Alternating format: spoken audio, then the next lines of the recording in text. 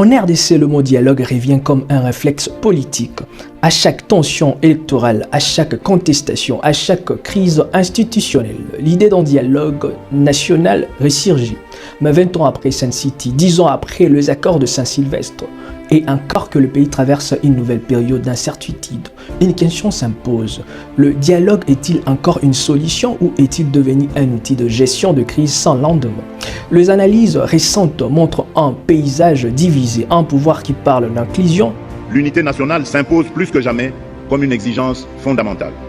C'est pourquoi nous réaffirmons notre ouverture à un dialogue entre Congolais, un dialogue apaisé, inclusif.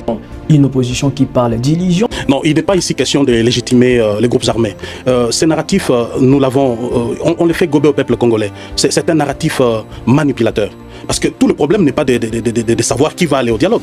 Mais la vraie question, c'est de savoir pourquoi nous allons au dialogue et quels résultats nous attendons de ce dialogue. Si la réponse est que c'est pour trouver la paix et la sécurité dans la partie Est, arrêter les tueries de nos compatriotes, faire en sorte que ceux qui sont dans des camps, des déplacés, reviennent dans leur milieu d'origine, ceux qui sont dans des pays étrangers comme réfugiés, retournent au pays, nous disons clairement qu'il faut impliquer toutes les parties prenantes, impliquer ceux qui sont concernés directement dans cette insécurité à l'Est. C'est-à-dire y compris l'AFC M23. Mais justement, moi je pense qu'il faut à un certain moment évoluer avec les débats. Le gouvernement veut faire croire à l'opinion que les seuls problèmes que nous avons à l'Est du pays s'appellent M23, mais c'est faux. C'est faux. Les ADF continuent de tuer à l'Est du pays. Vous avez les codes nous avons plusieurs groupes armés, plus de 250 groupes armés oui, qui opèrent à l'Est du pays, qui tuent des Congolais. On ne peut pas résumer la question de la sécurité de l'Est du pays à l'AFC M23 et dire aux gens qu'on ne peut pas négocier avec l'AFC M23 parce qu'ils tuent. Est-ce qu'il n'y a que l'AFC M23 qui tue? Nous disons non. Oui, le problème est plus grand que l'AFC M23 et nous voulons cette fois-ci... Et une population qui doute de tout.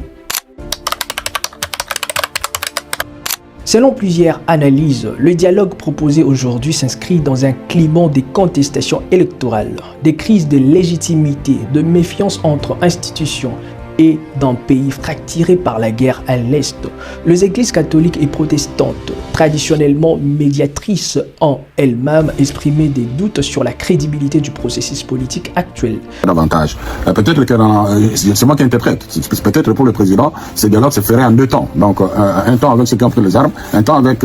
mais nous pensons que ce serait plus pratique pour des questions qui concernent tout le monde, que tout le monde se retrouve autour d'une table. Mais pour revenir à votre question, le fait de chercher à résoudre pacifiquement une crise ne veut pas dire primer.